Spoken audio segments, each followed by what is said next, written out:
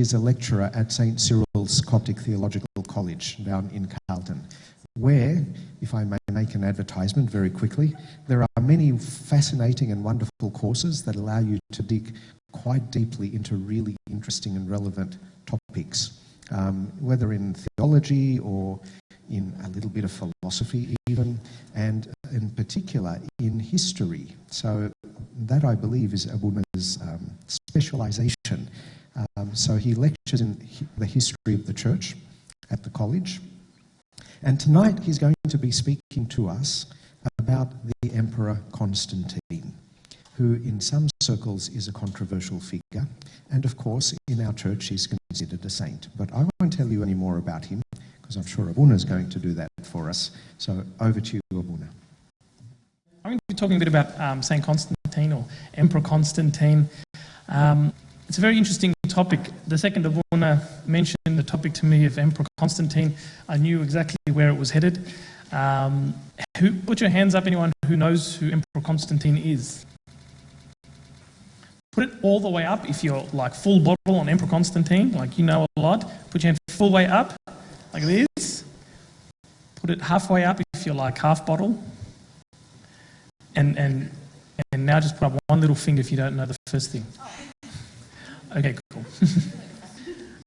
So these are some of the things we're going to be talking about when it comes to Emperor Constantine. Just talk a little bit, just to give you the context. So we talk a little bit about pre-Christian Rome. We're going to give you I'll give you some information about who Emperor Constantine was. We're going to talk about him as a Christian, and then we're going to talk about the empire, what often some people, not myself, some people would call Christendom. So Christendom is like their way of saying it's the Christian kingdom. And then we talk a little bit, and then the last one is where I really want to open it up for discussion, because there is a lot a lot of issues, some of them that I haven't thought of, that we talk about when we think about the church-state relationship. And a lot of them very controversial, and you find differences of opinion throughout different priests, different churches, different organisations, because it all really depends on their context, the way they exist in society. And so I really want to open that up to discussion for you guys to give your opinions. Any hairy questions, we can direct them to Abuna here, and then we can go from there. So, pre-Christian Rome. So everyone knows that, well, maybe not, but the church started with Jesus Christ, in essence. Now, he sent his 12 disciples out, and these, literally, you're talking about a core group of people in the middle of Judea, in the middle of Jerusalem, a core group of followers, 12 disciples. You're talking about some followers. Then you talk about St. Paul, and now the church starts to spread. And we know that St. Peter converted 3,000 in one day. Now, the interesting thing about Christianity is that from its very inception, it was persecuted. From the very beginning, the moment it came into being, almost immediately it was outlawed. It was an outlawed religion. And for its entirety, and certainly with the Coptic Church, that has continued up until the present day. That it really is a persecuted church. And there's a big difference between different religions' development. So, for example, in Christianity, there is not one historical record, pretty much, of anyone raising a sword to further the cause of Christianity. It didn't spread by the sword. But Christianity spread from literally, let's say, 100 people in this obscure little place in the Roman Empire, to within 300 years, we're going to see how it converted an entire empire without lifting a sword. And the way it did it was through martyrdom. That's my belief, that almost one of the strongest tools the church had was the witness, martyrdom means witness, the witness of laying down your life for Christ. And we know that throughout its years it had persecution, but in the year 303, there started a persecution which was called the Great Persecution. One of the church fathers has this very, his name's Cyril, he has this very nice saying. He says, if the Tiber rises to the city wall, if the Nile does not rise to the fields, if the heavens do not move, or if the earth does, if there is famine or plague, the cries at once, the Christians to the line. Really, all of them to one line, So he's making a bit of a joke there, saying no matter what happens badly in the world, Christians go to the lion. And if you look at the relationship between the church and the state in the first 300 years, the church had no power. They often operated through houses. As time went on, sometimes they would have churches, but certainly not the grand basilicas that you see now in much of Europe or the Middle East. They would operate on a much smaller scale. And I want you to give you this quote here from Origen to show how powerful the church was when it was being persecuted. And this is what Origen says as when he went through one of these persecution phases. So he's talking about it in hindsight. He says, this was when one really was a believer, when one used to go to martyrdom with courage in the church, when returning from the cemeteries whither we had accompanied the bodies of the martyrs, we came back to our meetings and the whole church would be assembled there, unbreakable. Then the catechumens, that means the new Christians, were catechized in the midst of the martyrdoms, and in turn these catechumens overcame tortures and confessed the living God without fear. It was then that we saw prodigies. Then too the faithful were few in number, but were really faithful, advancing along the straight and narrow path leading to life. Now there are very few who attained the selection of God and blessedness. So he's saying, in that time of persecution and a time of suffering, that's when the church was really a church. Now, luxury. He was talking from a time of luxury. Because now everyone's relaxed, everyone's enjoying life. And you see this in individual spiritual lives. In your own individual spiritual life, when you have a problem, if you have a need, what's your first thing you do? You go to Christ. You fall on your knees, you pray. But when life is good, when we have heating on demand, nice hot showers, not persecuted, everything's lovely, how faithful is the church? Look at Egypt. Every time there's an act of aggression towards the church is on fire. People are reawakened. So martyrdom really was the source of strength within the church, and almost definitely the reason why the Christian church accomplished everything there, because people saw individuals being martyred and they said, why are they willing to die for something like this? On what basis? Or if you go look at the Great Persecution, anyone seen those like really scary saint movies? I remember I was 6 years old and my grandmother thought it would be a good idea to let me watch Saint Abenoup. Has anyone seen Saint Abenoup? It is the worst. Anyway, come on, see what I see. It is a great movie, but it is horrific. It should be R-rated. At one point, you see his guts, and I'm a 6-year-old. I was scarred for life. That was not. I didn't want any part of this Christian business that she was talking about. And when you watch these movies, you get the impression that the governors and the rulers that persecuted the Christians are fanatics. But if you read the Acts of the Martyrs, it's a completely different story. The governors are entirely and unbelievably reasonable. So they would call up someone and they'd say, listen, all we're asking you to do is take this little drink and pour it over the idol. That's it, just a token gesture. Just sign here. That's entirely reasonable. But the Christians were fanatic. The Christians said, under no circumstances. So the Roman Empire, we talk about Diocletian as though he was some monster, but he was actually a very reasonable ruler who governed and reorganized the Roman Empire in not such a bad way. But it's the Christians who are fanatics, and if you look at that fanaticism, it's what drove people to Christianity. They said, why are these people so fanatic that they won't even do this little thing over an icon? Over an idol. So we come to Constantine. I won't talk too much about the details there because, I'm sure not everyone is as interested in history as I am. But Diocletian, he was the one who started this great persecution. He set up the Roman Empire in 4 different regions. So they called it a tetrarchy. Now, Constantine, as he grew up, he had some Christian tendencies. But he decided that he really wanted the whole of the empire himself, and you get the impression he was working towards that from an early stage. And so he comes into battle against one of the other. It changed hands a few times, I won't bore you with the details. But he comes into battle with one of the other pagan rulers. One of them named Maxentius, who's in Rome.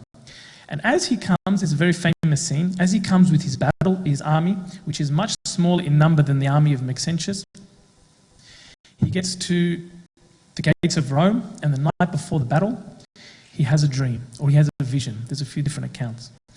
And in the vision, a sign appears in heaven, and it says, "By this sign, conquer." A lot of people say it's the cross. It wasn't the cross, it's called the Chi, which is the first two letters of Christos in Greek, and that symbol is what he put on the shield of his army. So he took that as a sign that he had to follow the Christian God completely. And for the first time in the history of the world, an emperor went to battle with the Christian emblem. An emperor went to battle on behalf of the Christian God. So now it's being waged as a holy war. Now it's being waged as a war to free the Roman people from the pagan emperor. And with that smaller army that he had, he defeated the army of Maxentius.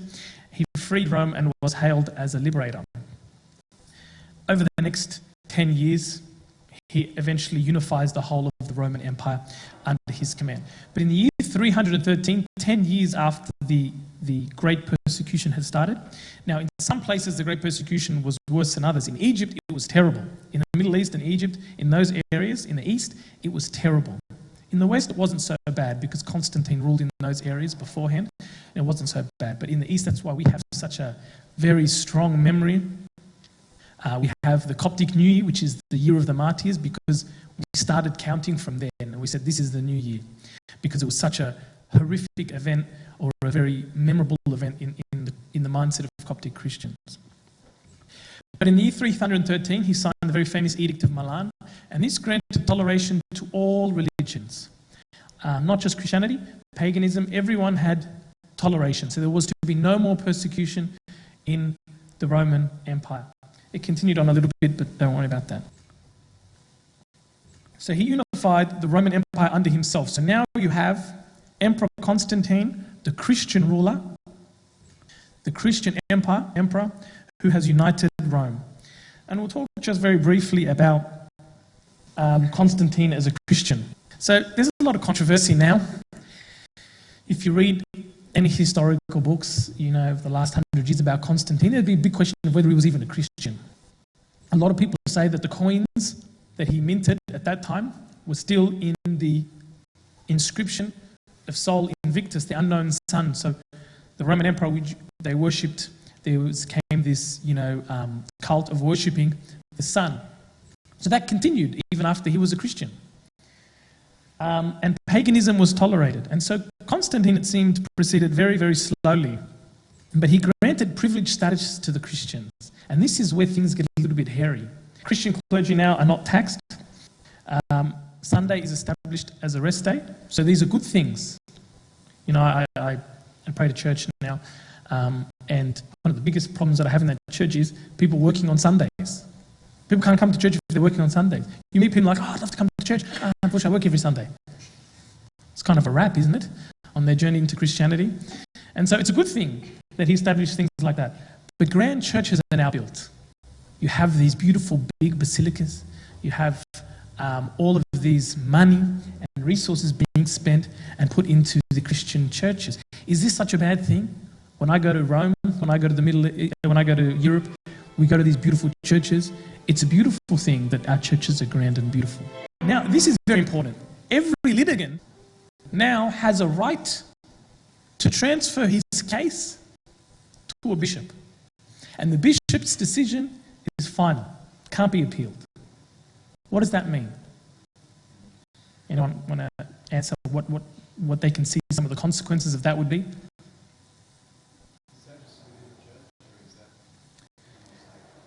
Any Christian within the state, any party, even if the other party didn't want to, this was one of even if the other party didn't agree, it would be transferred to the authority of a bishop. Exactly, you give governing power to the bishop. And when you give governing power to the bishop, what happens? Now, bishops are ruling by right, and it's become an attractive office. there's a lot of money that can potentially change hands. Whereas before, who'd want to be a bishop? I wouldn't want to be a bishop. If you're a bishop, you're the first person they target to put in jail or to kill or to torture. So the people who became bishops really wanted to be bishops because they wanted to serve. But now, not to say, and this doesn't mean that every bishop, thereafter was bad. No, most of them were good. But it gives you that potential. And so bishops now are statesmen, and they hold high office within the Roman Empire. And so Constantine, he built a church, Constantinople. For those of you who didn't know, is named after Constantine, and it was built as a church, as a city that would be free from pagan corruption. So let's talk about Constantine. Now, we know he's a saint in our church, but it's a little bit of a hairy topic for me. It's hard for me to talk about it freely, but at the end of the day, we look at his life, and there are certainly some things in his life that he was an honest Christian. I believe that he adopted Christianity wholeheartedly. If you look at the changes that he made within the Roman Empire, he adopted a Christian change wholeheartedly. He didn't do it overnight, because that would have been silly. He would have caused unrest everywhere. If he shut down every pagan temple, it would have caused unrest everywhere. But he proceeded slowly and pragmatically, but he honestly, it seems as though every decision he made was the furtherance of Christianity. But you have some issues now where he does some things, really, are they compatible with being a saint? So Licinius was the last emperor that he defeated before he united the Roman Empire. It was his brother-in-law, basically. And he promised him that he wouldn't kill him. But slowly, after a while, eventually Licinius finds himself strangled or murdered. He basically spent his whole life waging bloody and ruthless wars. And the most difficult things to talk about with St. Constantine, and you'll find this is the source of a lot of different myths and rumours, was he had a son named Crispus. Now, his son was heir apparent. He was popular, he was successful in battle, yet all of a sudden you find his son was condemned and tried, and he was executed. We don't know why. Some people say, there's not much evidence for this, that he had an illicit relationship with his stepmother, named Fausta, because a few months later, or a little while later, she finds herself sent to the Roman baths, where she is suffocated, the heat's turned up, and she is suffocated completely. And then all of a sudden, the memory of them is wiped from the official record. So no one knows really what happened, and there are a lot of different rumours about it, but no one really knows what happened, and their memory is wiped. But we know that he was baptised on his deathbed. This is not entirely strange. A lot of people waited until, and this doesn't sound like a bad idea, they waited until the deathbed to be baptised so that all their sins that they committed in their life up to that point are forgiven. And that's what he did, and he was baptised, and then he died. So the church and the state under Constantine. Now, just looking at what it meant for the church under Constantine. Constantine thought he'd come in and Christianity was the religion of the empire, and then that would be it. It's just about promoting Christianity. But the problem is Christianity was not unified. He found, to his shock, that there were different groups that claimed to be the Christian church that other Christians claimed were not. So he has a bit of a problem on his hands. So we have people like the Donatists. Now the Donatists, they came from, under the Great Persecution, some people handed over scripture and they were labelled traitors. Or they would lapse and they would pour, just because, if they called you and you kind of like didn't really want to die, you're like, here, and you just quickly pour and quickly run away and hide yourself. What do you do with those people? They've lapsed. Do you have to rebaptize them? So Donatists were this strict group that said, hang on a second, any clergy who has handed over scriptures or has lapsed, he's not a clergy, he's not a real clergyman anymore. He can't baptize. He can never officiate in the church ever again. He should only be readmitted on his deathbed. And so now you have this battle of whether the church is a haven for saints or a place for everyone. And so the Donatists were rigorous. And St. Constantine came upon these people and he didn't know what to do with them. So after trying and trying and trying, what does he do? He sanctions persecution. And for the first time, you have Christians persecuting other Christians. St. Augustine himself sanctioned this persecution. And because St. Augustine sanctioned this persecution, the Western Church in the whole of the Middle Ages used it as a precedent. You can bring people into church by force.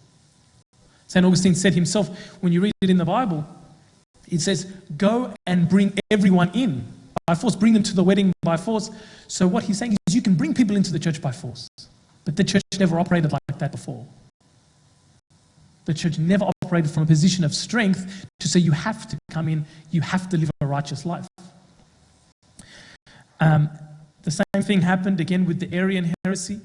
Arius was the guy who came and he said, the Father, just to simplify it, and then underneath him is the Son, kind of like a created being, and then you have the Holy Spirit somewhere, we don't know where he is. And so this was the Arian heresy, plagued the church for 100 years. Constantine now calls a council, and who is at the head of the council? The emperor. And the bishops now, under threat of force, have to come up with an agreement. So you find that now the government is playing a big role in the affairs of the church, in theological issues, in practical issues, in dogmatic issues. It's now become a state affair. Now this is an oversimplification because a lot of times we know people like St. Athanasius, they rallied against the state in the cause of what was right. So I'm just saying these are the potential outcomes of what happened. And as a result of the Arian heresy, people are being exiled. You're a heretic, you're exiled. You're a heretic, go to jail. And so now the tools of the state, or the force of the state, has become a tool of the church. The church now writes to St. Constantine, this person is a heretic, exile him. This is not how we dealt with our issues before. And Constantine himself he made really harsh laws, so extreme punishment for those people who engaged in sexual immorality. Is this the role of the church? To dictate to people how to live? Now, I'm saying this now from this culture, from this context. Back then, we can't even talk about whether it's right or wrong. Everything I say is not a judgment on what happened in the past. It's more a reflection on where we're at today.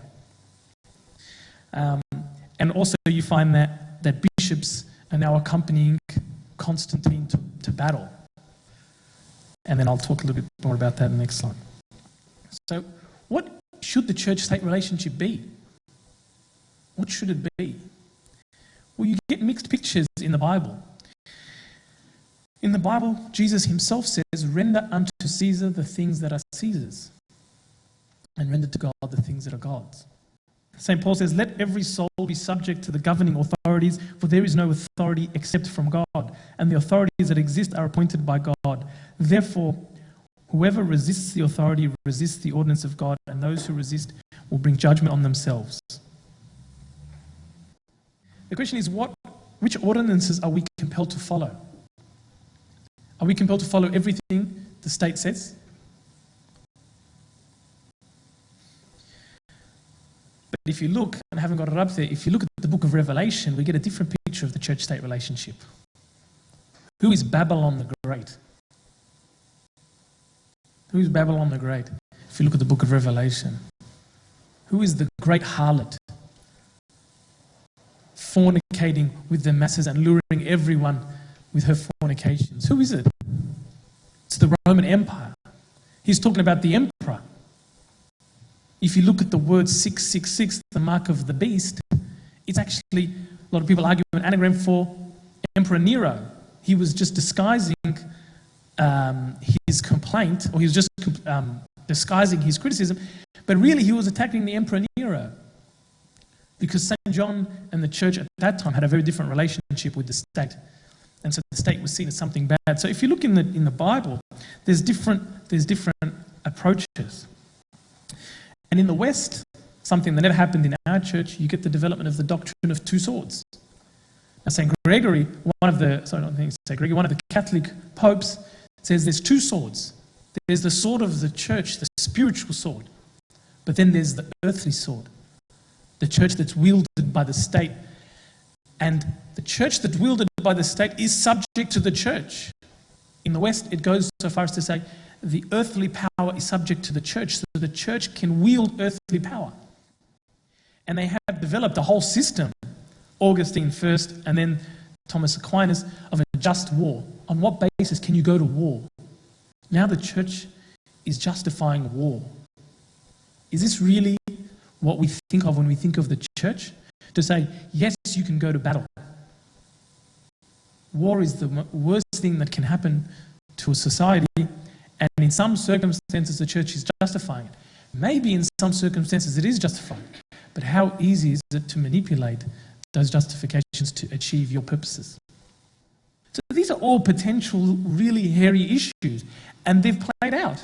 If you look in the Middle Ages, the Crusades were just wars. But how much brutality, how many people lost to the faith? How many people today say, because of the Crusades, I don't want to be a Christian? How many people today say, look at what the church has done? They forget everything good that the church has done, but they remember the Crusades. Everyone remembers the Crusades. No one even knows what the Crusades were, but they are the Crusades. I'm not a Christian because of the Crusades. And so that's what happens when the church wields earthly power. And this is from Metropolitan Anthony Bloom, which is a very nice saying. It says, the church must never speak from a position of strength. It ought not to be one of the forces influencing this or that state. The church ought to be, if you will, just as powerless as God himself, which does not coerce, but which calls and unveils the beauty and the truth of things without imposing them. As soon as the church begins to exercise power, it loses its most profound characteristic, which is divine love. That is the understanding of those it is called to save and not to smash. So this is a very nice quote from Metropolitan Anthony Bloom, which I will close with. This is kind of where I fall, on the debate, in that the church in a position of strength is never as successful as when it comes from a position of weakness. So we're kind of in a good place at the moment, because we are definitely in a position of weakness. The church is being attacked on every single side, morality-wise, attendance-wise, belief-wise. We are considered old and old-fashioned and irrelevant, and we are in a position of weakness at the moment. And so now in our position of weakness, we have an opportunity to approach the world and show them a love that is not there, a divine love that is not there in the world in what they're seeking. That was a very interesting night. We'd like to really thank Fr Samuel for coming and leading us in that discussion. Yeah, thank you very much, Edwina.